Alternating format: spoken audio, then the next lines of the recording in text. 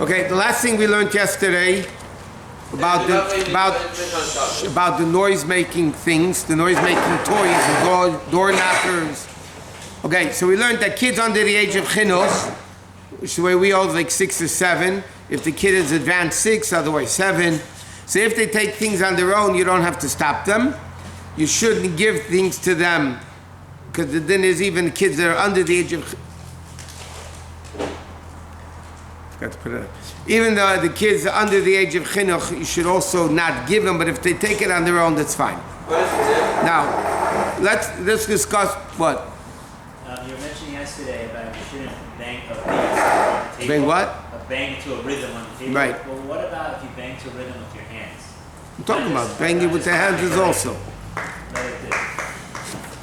I mean, again, we hold that you can clap hands, and therefore you probably could, for singing, for nugun, for songs, I mean Shabbos songs, you could probably bang on the table because it's not any different than clapping your hands, really. But you can't use an instrument. In other words, you can't bang with a fork or a spoon. Not just 1, 2, 3, 4. I mean like a butt. Yeah, that you could do also. Well, Rabbi, that's what we do. But only for nugunim. Oh, okay. Oh, for Yiddish songs. Okay. Now, are you allowed to set an alarm clock before Shabbos? No. That it should ring on Shabbos. So the halacha is, obviously, you're allowed to do it. Now, on Shabbos itself, you can't set it. But what happens if you have not an electric alarm clock?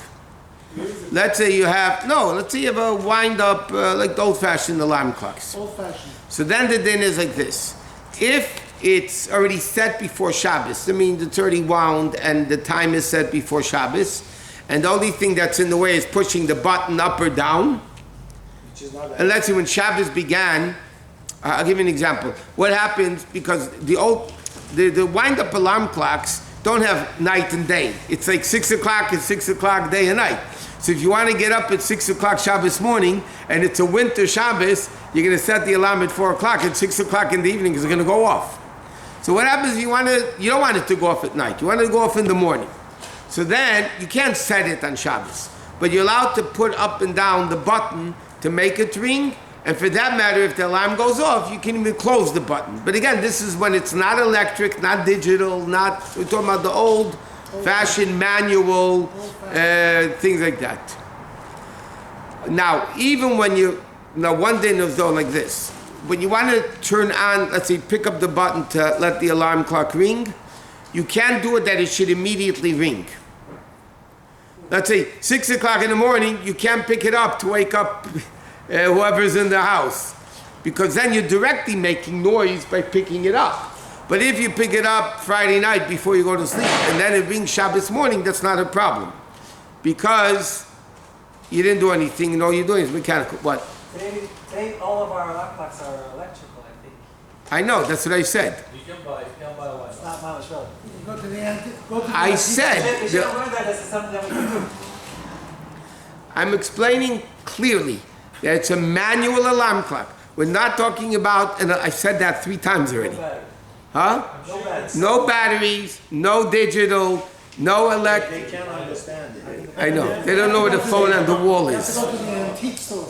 Yeah. I've never seen that. Well, you never seen him because you're a baby. Speak to the old guys here. We saw him. Comprehend what we're saying. Probably they cannot read analog either. A kid came into the house once, somebody else's house. He says, "Ma, look, they have a telephone connected to the wall." He couldn't believe it. I'll tell you a personal story. We have a lot of records from years ago. Yeah, there's 78. Anyway, so a record player in the house broke many years ago. So my wife found it in Costco. It's just a record player. Mama, she record player for those. So she brought it home. I think I had 2 kids home then at that time. And she put it on for the kid. They were fascinated. It was like from outer space. They never saw this. Like, whoa, it's such a new invention. You know, it's like, Most kids cannot read analog, they read digital. yeah, most kids don't know how to tell time from a clock. I know. Okay, anyway, next. Okay, about immersing dishes in the mikveh, we discussed already that you're not allowed to because the way the Alter Rebbe holds it's min ha'Torah, and therefore you can't do it because you're making it from non-usable to... Oh, okay, sorry. Okay, next is another very important thing. What if you're tabling things that are just a mini, like plastic or not even their bun? Then you would be allowed to do it because then you're allowed to use it. Then you're not making it into a keli. It's like if you hold tefillas keli midrabanan, then min ha'Torah, it's a good keli, so then you'd be allowed to table it on Shabbos. Okay, there's another interesting halacha, and that's about perfuming clothes, bodies, air. Okay, are you allowed to do that on Shabbos? No. No. The reason why, what's the problem of putting perfume into meludrech, it's called. You're creating a smell. Now the reason you're not allowed to meludrech is because of this malacha, makeh b'patish. You're making it, you're repairing something by taking it, making it smell better or whatever it is. So that's part of the chachamim's iser of, it's mitzvah makeh b'patish. Now, l'moshel, this malacha applies, this malacha, I'm gonna be the first one to do it. okay, good. Go on now. Where should I go to my girlfriend's house? Yeah. I'm gonna No. gamble. So the malacha, perfuming clothes is makeh b'patish. Now, there's a difference halachically between putting it onto clothes and putting it on your hands. On your body. By the way, this would include perfumes, deodorants, and deodorants themselves. There's two different types that we'll discuss in a second. But the mashal, food, there's no problem creating a smell in food. Let's say you want to put in an ingredient into the food that it should taste better. It's not a problem. It's not a problem at all. But what happens, according to all opinions, you cannot put perfume on garments on Shabbos. Now, garments includes not only garments, it applies to furniture, it applies to carpet. Let's say somebody spilled something on the carpet, a baby had an accident on the carpet and it's filthy, so besides fact, you're not allowed to clean it on Shabbos because of the malacha of kibbutz, Chabes, you're cleaning and laundering on Shabbos, but you can't spray something on it that it should smell good. That you can do on clothing, furniture, everything like that. Now, for instance, what happens if somebody wants to put perfume into the water that it should smell good? Yeah. So then that's a machlekes in halacha, which means like this. It's interesting, the Alter Rebbe doesn't bring this din down in Hilchos Shabbos. The Alter Rebbe brings it down in Hilchos Yom Tov. The Alter Rebbe in Hilchos Yom Tov says the Kohanim, when they used to do Birchat Kohanim, you had to wash their hands, and they would wash their hands in water that they put perfume into it. Whatever. That when they Kohanim put up their hands, it should have a good smell. So the Alter Rebbe over there brings down two opinions if you're allowed to or not. Now, one opinion is that you're not allowed to, even on a body, you're not allowed to. So in other words, according to that opinion, a man would not be allowed to put on cologne, a woman would not be able to put on perfume on Shabbos because you're creating a smell on the body. Many people, even Lubavitch said, I'm going to tell people that it's better not to, that the Rebbe says it's better not to, but halachically you could do it. It's like Put it on the body. On the body. On clothing, for sure you can't. Now, even if somebody puts it on their body, and because of that, they're not putting on the clothing, but then you put on the clothing, so it's going to put a smell into the garment, that doesn't matter. Because you're not putting it directly onto the garment itself. What about this deodorizer? So 1 second. So now, there's two issues. There's one issue of creating a smell that's called meludrecha. Then you're creating something. But what happens if somebody is spraying something that it shouldn't have a bad smell? Okay, practical case, in the bathroom you have a room deodorizer, there's a foul smell in the bathroom, and you want to spray in the air to be able to, not to make a good smell, not to, Moshe, if there's no bad smell in the room, just to spray room deodorizer in the room, is the machlekes if you could do it in air or in the body. Garments, materials, for sure not. Air and body, two opinions in halacha. Some people say are machmer, some people are mekel. So if you're doing it to remove a foul smell, then you would be allowed to do it, like a room deodorizer.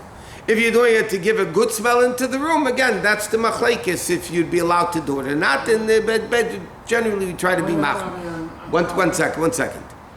Now, the human body, we said, putting garments, no.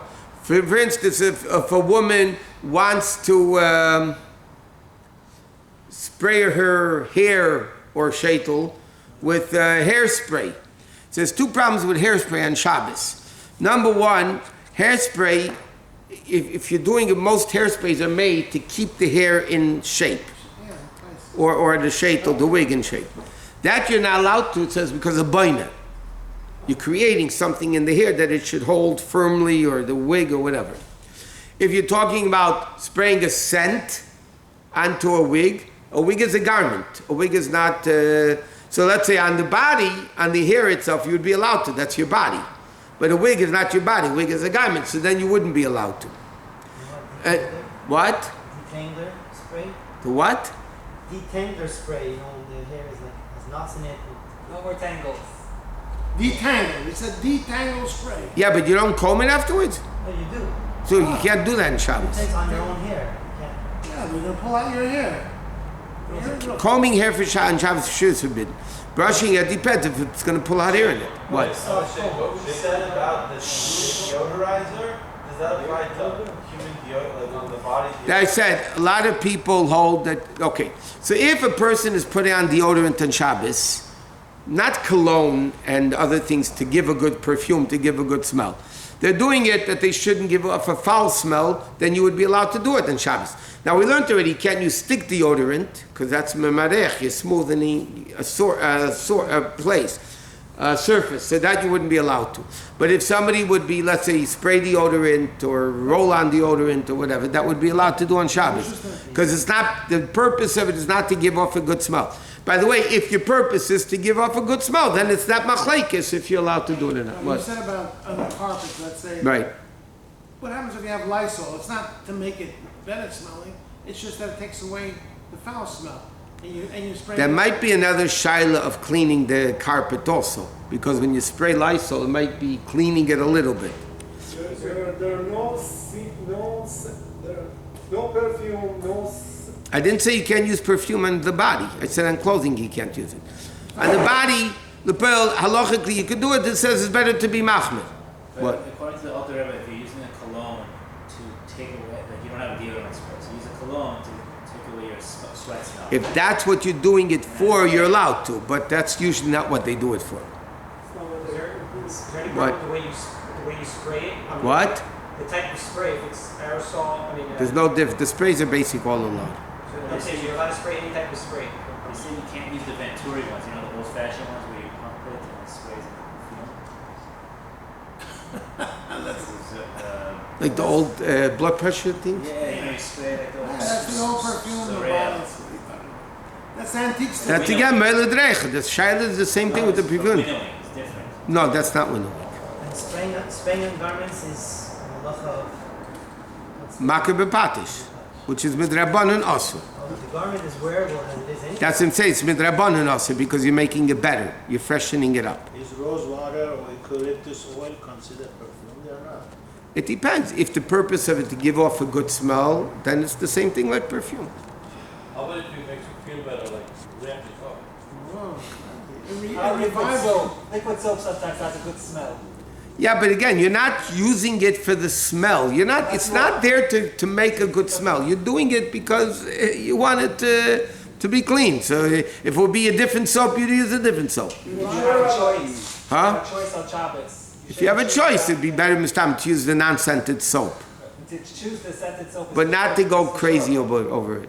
For sure, you cannot spray and then go What? like this, spit it on. If it's a liquid, you could.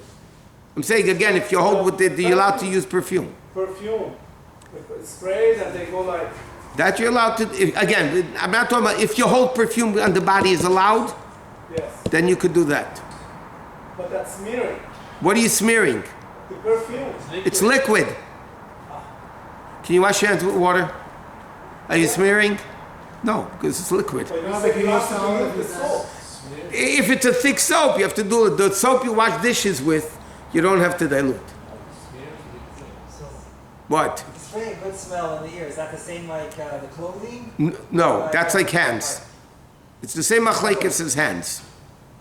So even on the body, you shouldn't use perfume. I said Al Rebbe in Hilchos Yom Tov is machmir. Some people are mekel. What can I tell you? So men and women, same thing. It's better not to. Machen Sie nicht so mehr, so mehr Rebel mein Kim Shiblag Al Rebbe Hanan Kashem mit das gebrochen Tag so wie Rebel haben der Mishnamad. Und ihn auch auf dem Mann sit gejagt du Rebbe Yadir. גדל וחדש שמרבו. כל מה לדעת אם תהיה מהמתמחת שעצמם משיחי.